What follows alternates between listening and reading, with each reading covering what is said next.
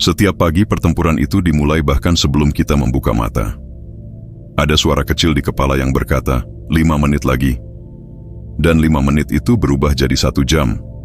Kita bangun dengan rasa berat, pikiran kabur dan keinginan kuat untuk menunda segalanya. Padahal hari baru sudah menunggu untuk dijalani. Filsuf Stoik Marcus Aurelius pernah menulis bahwa manusia diciptakan bukan untuk tidur seperti binatang, tapi untuk melakukan tugas-tugasnya dengan kesadaran. Tapi bagaimana kalau yang kita hadapi bukan kemalasan fisik, melainkan kebiasaan menunda, prokrastinasi yang halus tapi mematikan produktivitas kita? Disinilah Stoikisme menawarkan solusi yang sederhana tapi tajam. Jadi, jika kamu sering merasa sulit memulai hari, video ini untukmu.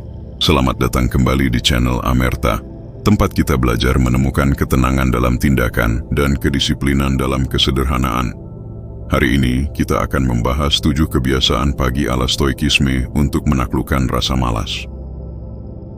Begitu alarm berbunyi di pagi hari, kebanyakan dari kita tidak benar-benar bangun.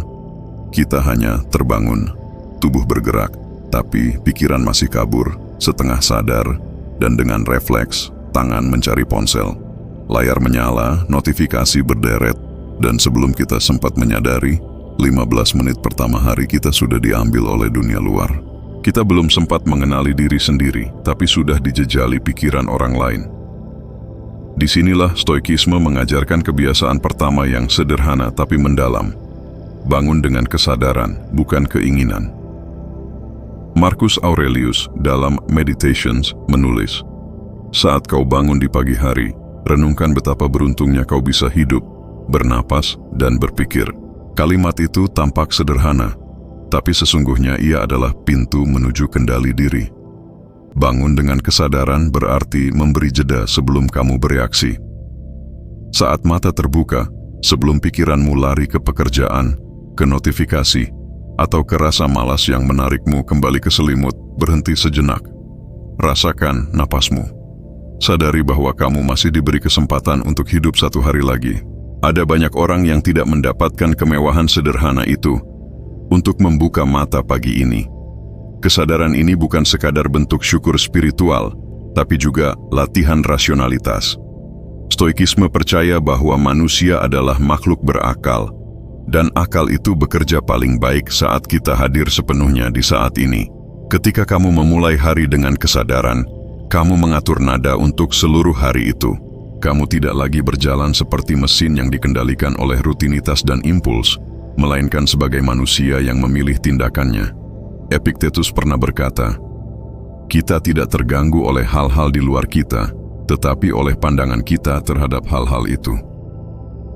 Dan di pagi hari, pandangan pertama yang kita pilih menentukan arah pandangan sepanjang hari. Kalau kamu membuka mata dengan keluhan, maka sepanjang hari akan terasa berat. Tapi kalau kamu membuka mata dengan kesadaran bahwa hidup ini kesempatan, bahkan hal sederhana seperti menyiapkan kopi pun bisa terasa berarti. Cobalah ubah ritual bangunmu. Jangan langsung meraih ponsel. Duduk perlahan di tepi tempat tidur, tarik napas panjang. Rasakan udara yang masuk ke paru-paru. Rasakan tubuhmu yang kembali sadar setelah tidur panjang. Katakan dalam hati, "Aku masih hidup, aku masih punya waktu untuk berbuat baik hari ini." Kalimat sesederhana itu bisa mengubah cara kamu memandang pagi, karena di balik kesadaran itu tersimpan kekuatan kecil untuk menunda keinginan instan, keinginan untuk rebahan lagi, keinginan untuk scrolling tanpa arah, keinginan untuk menunda hidup. Stoikisme tidak pernah mengajarkan untuk melawan diri sendiri dengan keras, tapi untuk memahami diri dengan jernih. Rasa malas bukan musuh, ia hanya sinyal bahwa tubuh dan pikiranmu butuh arah. Dan arah itu lahir dari kesadaran, bukan dari dorongan keinginan sesaat. Jadi besok pagi, saat alarm berbunyi, jangan buru-buru mematikan bunyinya. Biarkan beberapa detik hening menyapa. Rasakan napas, cahaya, dan kehadiranmu di dunia ini. Karena sebelum kamu melakukan hal besar hari ini, tugas pertamamu hanyalah satu, benar-benar bangun.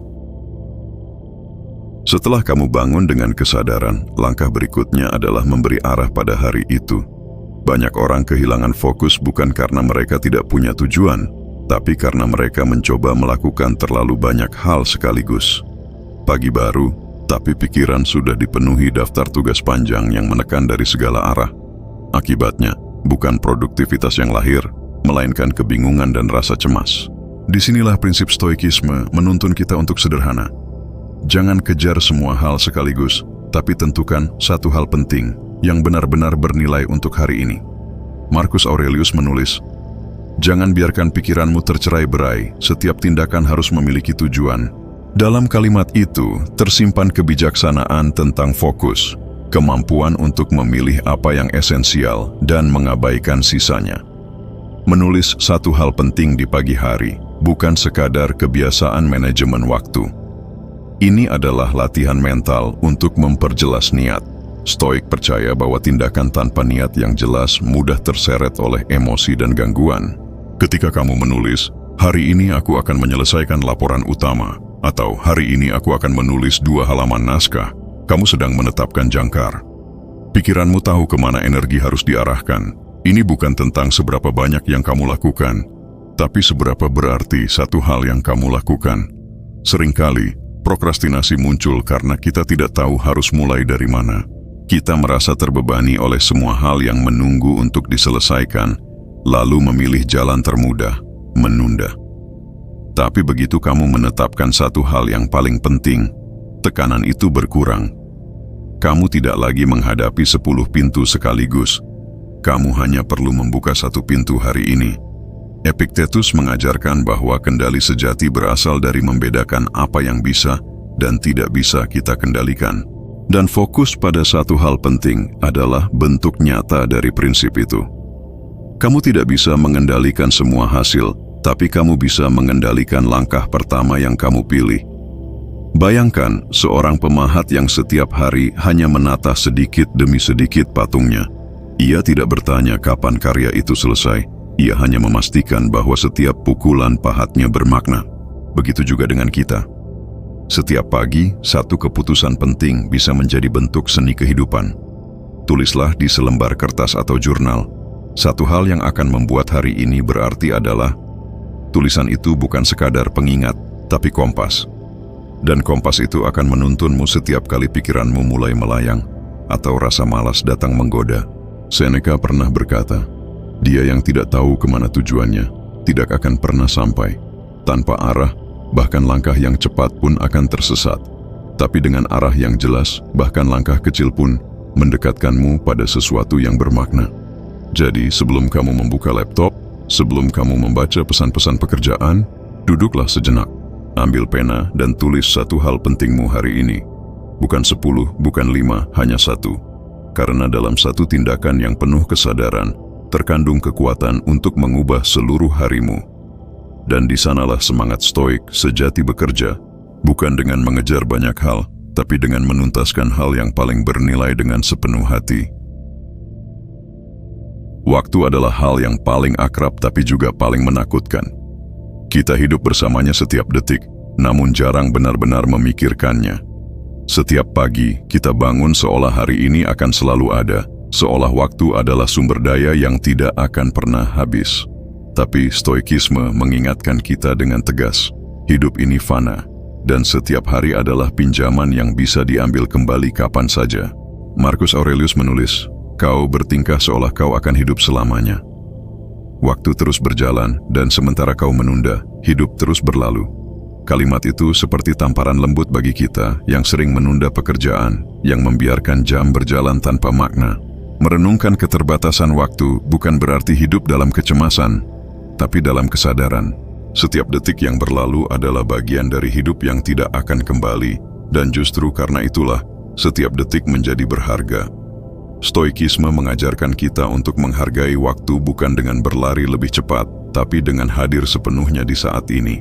Saat kamu duduk di pagi hari dan menyadari bahwa waktu adalah milikmu hanya untuk sementara, kamu akan lebih berhati-hati dalam menggunakannya. Kamu tidak akan membuang pagi untuk hal yang tidak perlu, karena kamu tahu bahwa pagi ini tidak akan pernah terulang dengan cara yang sama. Epictetus pernah berkata, "Jangan menunda karena waktu tidak menunda untukmu." Kata-kata ini sederhana tapi tajam. Prokrastinasi sering muncul karena kita merasa masih punya banyak waktu. Nanti saja, kita bilang, Tapi nanti itu seperti fata morgana. Semakin dikejar, semakin menjauh. Setiap kali kita menunda, kita menukar waktu hidup dengan ilusi kenyamanan sesaat. Stoikisme mengajarkan bahwa kesadaran akan kefanaan justru membawa kedamaian. Karena dari sana lahir rasa urgensi yang sehat. Kamu tidak lagi menunggu momen sempurna untuk bertindak. Karena kamu tahu, tidak ada momen yang benar-benar sempurna selain yang ada di depanmu sekarang. Bayangkan hidup seperti jam pasir. Setiap butir pasir yang jatuh adalah momen yang sudah selesai, dan tidak ada tangan di dunia yang bisa membaliknya. Tapi masih ada pasir di atas, waktu yang tersisa, yang bisa kamu isi dengan tindakan bermakna. Merenungkan keterbatasan waktu berarti menatap jam pasir itu tanpa takut, dan berkata, selagi butir-butir ini masih jatuh, aku akan menggunakannya dengan penuh kesadaran. Inilah bentuk keberanian stoik. Menerima bahwa hidup terbatas, tapi tetap memilih untuk hidup sepenuhnya. Ketika kamu mulai hari dengan kesadaran bahwa waktumu terbatas, kamu berhenti menunda bukan karena takut, tapi karena sadar. Kamu mulai melihat setiap pagi bukan sebagai rutinitas, tapi sebagai kesempatan terakhir untuk melakukan sesuatu yang berarti. Mungkin sederhana, menulis satu halaman, menyapa seseorang, atau bekerja dengan sungguh-sungguh. Tapi dari tindakan-tindakan kecil itu, kamu membangun hidup yang tidak disia-siakan. Jadi, sebelum kamu memulai hari ini, berhentilah sejenak. Rasakan waktu yang berjalan di sekitarmu. Dengarkan detaknya yang halus. Dan ingat, setiap detik yang kamu sadari adalah detik yang kamu menangkan kembali dari penundaan. Setelah pikiranmu terjaga dan arah harimu jelas, kini saatnya melibatkan tubuhmu. Karena bagi para stoik, tubuh bukan sekadar wadah jiwa, melainkan alat untuk melatih kehendak. Kita sering berpikir bahwa disiplin hanya soal pikiran, padahal akar dari disiplin sejati justru tumbuh dari tubuh yang terlatih untuk taat pada niat. Epictetus, yang pernah hidup sebagai budak, tahu betul bagaimana tubuh dan pikiran saling terkait. Ia berkata, tubuh adalah beban yang harus kita kendalikan, bukan sesuatu yang harus kita ikuti. Kalimat itu bukan ajakan untuk menindas diri, melainkan pengingat bahwa dengan mengendalikan tubuh, kita sedang mengasah otoritas atas diri sendiri. Setiap pagi, tubuh kita cenderung mencari kenyamanan. Ia ingin tetap di tempat tidur, ingin menunda gerak, ingin merasa hangat dan aman. Tapi justru di momen itulah latihan dimulai. Ketika kamu memutuskan untuk bangun, merentangkan tubuh, atau berjalan keluar kamar, kamu sedang menegaskan bahwa kehendakmu lebih kuat dari rasa malasmu. Stoikisme tidak mengajarkan untuk menyiksa diri, tapi untuk menumbuhkan kendali melalui kebiasaan kecil yang konsisten. Mungkin itu sekadar melakukan peregangan ringan, berjalan di sekitar rumah, atau melakukan beberapa push-up, bukan untuk tubuh yang indah, tapi untuk pikiran yang tangguh. Marcus Aurelius, seorang kaisar yang juga filsuf, tidak memandang olahraga sebagai aktivitas fisik semata, tetapi sebagai latihan mental. Ia menulis dalam Meditations, kau tidak akan pernah menguasai pikiranmu jika tubuhmu selalu menolak ketidaknyamanan. Dengan menggerakkan tubuh, kamu belajar menghadapi ketidaknyamanan secara sukarela. Kamu belajar bahwa sedikit rasa sakit atau lelah bukanlah musuh, melainkan guru yang mengajarkan ketahanan. Saat keringat keluar, itu bukan tanda penderitaan, tapi bukti bahwa kamu sedang menaklukkan kelemahan kecil di dalam dirimu. Dalam stoikisme, latihan tubuh bukan hanya soal otot, tapi tentang heksis, kondisi mental yang stabil dan siap menghadapi tantangan. Dengan tubuh yang terlatih, pikiranmu pun lebih mudah diarahkan. Kamu menjadi lebih tenang dalam menghadapi tekanan, lebih jernih dalam mengambil keputusan, karena tubuhmu sudah terbiasa menahan dorongan untuk menyerah. Orang yang setiap pagi melatih tubuhnya, bahkan hanya sebentar, sesungguhnya sedang mengingatkan dirinya bahwa ia punya kuasa atas dirinya sendiri. Kamu tidak perlu menjadi atlet atau pergi ke gym mahal. Cukup hadir dan bergerak. Rasakan napasmu yang mulai cepat, otot yang menegang, dan pikirkan, ini bukan sekadar latihan fisik, tapi latihan kehendak. Kamu sedang berkata pada dirimu sendiri, aku bisa melakukan hal yang tidak nyaman, dan tetap tenang menjalaninya. Itulah inti dari stoikisme, bertindak tanpa keluhan, menghadapi kesulitan dengan tenang. Jadi saat kamu bangun esok pagi dan rasa malas datang menyapa, jangan melawannya dengan kata-kata motivasi kosong. Lawan dengan gerak, berdirilah, Tarik napas. Lakukan satu hal kecil yang membuatmu sadar bahwa kamu hidup, bahwa kamu punya kuasa atas tubuhmu sendiri. Karena ketika tubuhmu tunduk pada kehendakmu, hidupmu pun akan mengikuti arah yang kamu pilih dengan sadar. Dalam hidup yang serba nyaman seperti sekarang, kita sering lupa bahwa ketangguhan bukan datang dari hal besar, tapi dari kemampuan menghadapi hal kecil tanpa mengeluh. Para filsuf Stoik tahu betul hal itu. Mereka percaya bahwa setiap ketidaknyamanan sehari-hari adalah kesempatan untuk melatih jiwa. Seneca menulis, kesulitan memperlihatkan siapa dirimu yang sebenarnya. Dan bagi seorang Stoik, tantangan bukan sesuatu yang harus dihindari, tetapi sesuatu yang perlu dihadapi, dengan sengaja, dengan kesadaran penuh. Tantangan kecil tidak harus berupa ujian berat atau penderitaan besar. Ia bisa sesederhana mandi dengan air dingin, menahan diri untuk tidak mengeluh saat macet, atau memilih berjalan kaki ketika kamu bisa naik kendaraan. Hal-hal ini tampak sepele, tapi justru disitulah latihan dimulai. Saat kamu melangkah ke air dingin di pagi hari dan napasmu tersengal, kamu belajar untuk menenangkan pikiran di tengah rasa tidak nyaman. Saat kamu menahan keluhan di jalanan padat, kamu belajar mengendalikan reaksi alih-alih membiarkan emosi mengambil alih. Inilah inti stoikisme. Bukan mengubah dunia agar sesuai dengan keinginanmu, tapi mengubah dirimu agar bisa tetap tenang di dunia yang tak bisa kau kendalikan. Epictetus, yang hidup dalam keterbatasan sebagai budak, mengajarkan bahwa ketangguhan sejati lahir dari kemampuan menerima hal-hal kecil dengan lapang dada. Ia berkata, "Jangan berharap segala sesuatu terjadi sesuai keinginanmu. Harapkanlah segala sesuatu terjadi sebagaimana mestinya, dan kamu akan tenang." Jadi ketika kamu sengaja menantang diri dengan ketidaknyamanan kecil, kamu sedang melatih pikiran untuk berhenti menuntut dunia sempurna. Kamu sedang mengajarkan dirimu untuk tetap stabil, meski situasi tidak sesuai harapan. Dan dari latihan kecil itulah lahir kekuatan besar, kekuatan untuk tidak terguncang. Orang yang terbiasa menantang dirinya dengan hal-hal kecil akan lebih siap menghadapi badai besar. Ketika masalah datang, ia tidak kaget karena ia sudah terbiasa menahan sedikit rasa sakit setiap hari. Dalam latihan Stoik, ini disebut premeditatio malorum. Membayangkan kesulitan sebelum terjadi, agar ketika datang, kita tidak panik. Kamu bisa mulai dengan hal sederhana. Biarkan dirimu lapar sebentar sebelum makan, tunda keinginan untuk langsung menjawab pesan, atau bersihkan tempat tidurmu meski tidak ada yang melihat. Setiap tindakan kecil ini adalah latihan kehendak. Di dunia yang serba cepat dan nyaman, keberanian sejati bukan tentang menaklukkan gunung, tapi menaklukkan diri sendiri. Orang yang bisa tenang saat kopi tumpah, yang tidak marah ketika antrean panjang, yang bisa tersenyum di tengah hujan, dialah yang benar-benar kuat. Stoikisme mengajarkan bahwa kebahagiaan bukan datang dari hilangnya kesulitan, tapi dari kemampuan untuk tetap tenang menghadapinya. Maka, jangan hindari ketidaknyamanan, cari dan hadapilah dengan sengaja. Karena di balik rasa tidak enak yang kamu hadapi setiap hari, sedang tumbuh otot mental yang akan menyelamatkanmu saat badai besar benar-benar datang. Dan dari sana kamu akan belajar bahwa ketenangan sejati bukan hadiah dari hidup yang mudah, melainkan hasil dari latihan menghadapi hal-hal kecil dengan hati yang besar.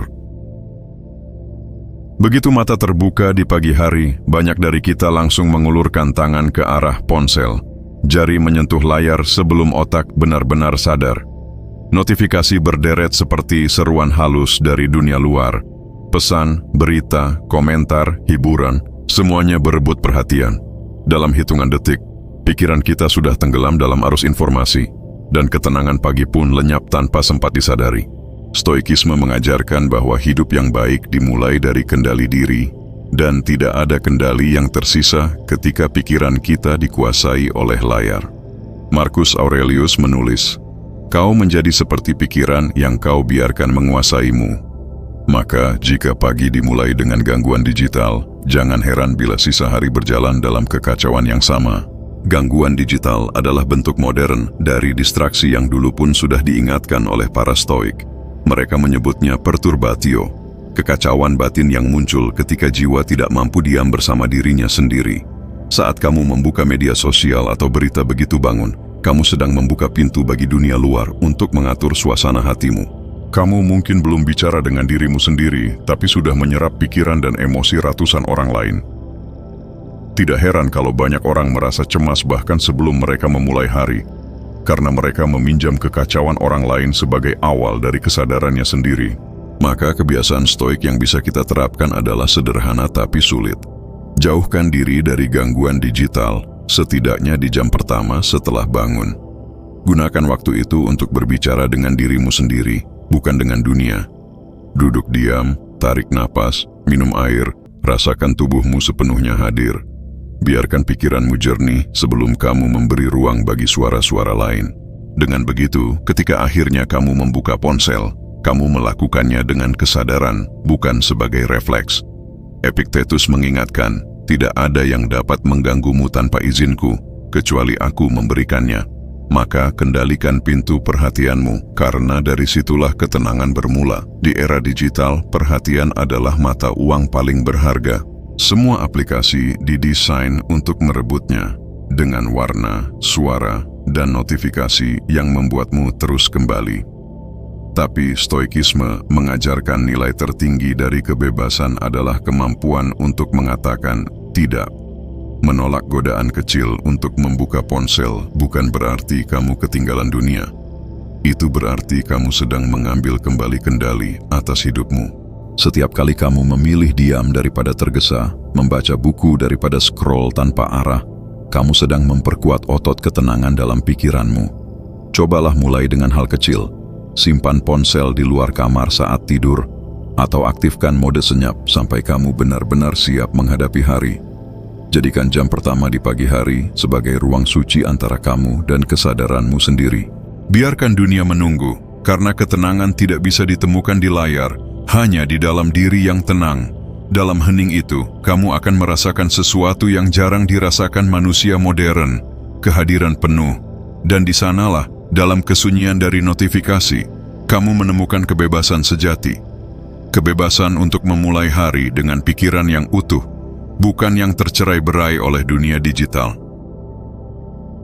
Setelah kamu menyiapkan pikiran, tubuh, dan ketenangan, tibalah saatnya untuk memasuki inti dari hari, bekerja.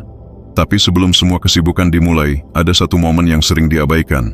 Momen untuk duduk dengan tenang, menyesap minuman hangat, dan menata batin.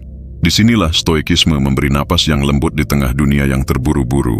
Tidak ada filosofi tentang bekerja yang lebih tenang daripada nasihat Marcus Aurelius ketika ia menulis, "Lakukan apa yang harus dilakukan, dengan tenang, tanpa tergesa, tanpa mengeluh."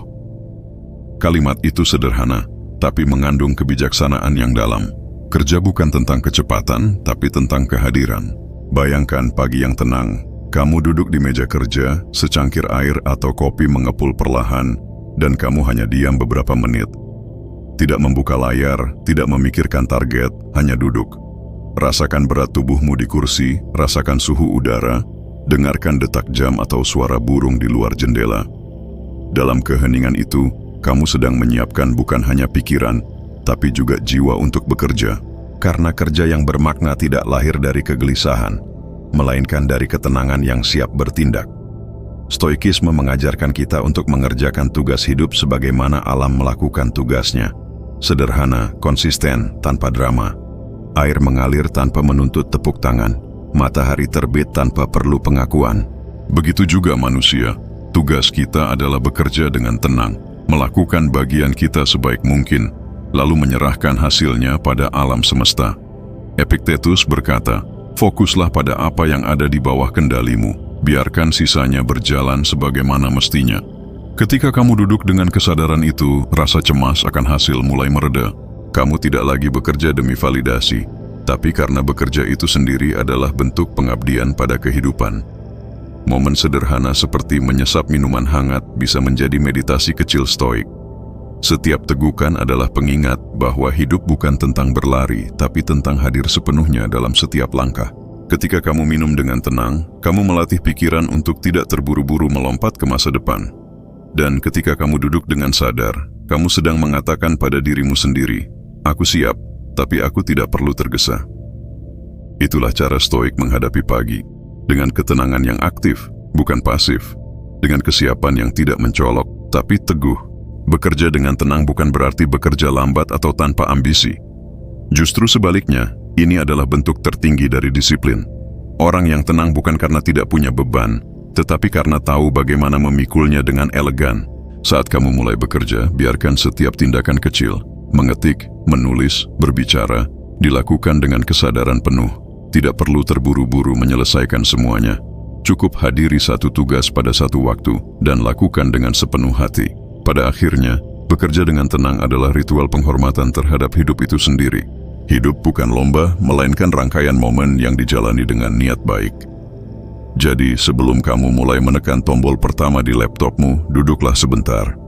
Minum perlahan, rasakan tenang di dalam dadamu.